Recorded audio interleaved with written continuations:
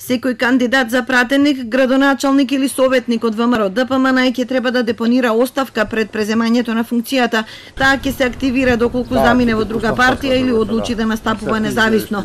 Ова е едно од можните решенија за задржување на партиската лојалност предвидени со новиот статут на партијата, на кој општинските комитети имаат најмногу забелешки.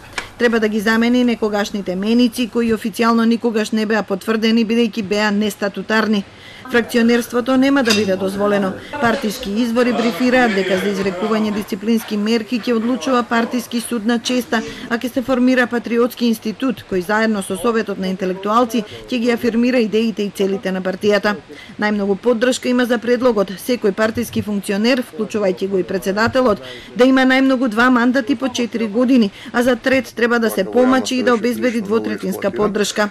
Во партијата размислуваат да воведат нова позиција председавач со Централниот комитет. Едни од размислувањата и предлозите се да се воведе нова позиција председавач на Советот на Централниот комитет, кој ќе се бира по однапред пропишана процедура.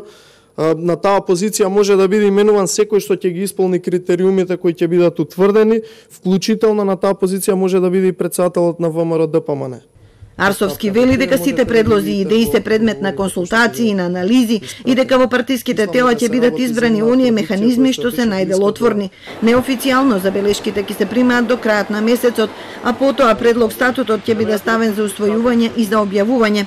Минатата година промените ги бараше групата реформатори заради демократизација на партијата, но тогашниот лидер Груевски немаше разбирање.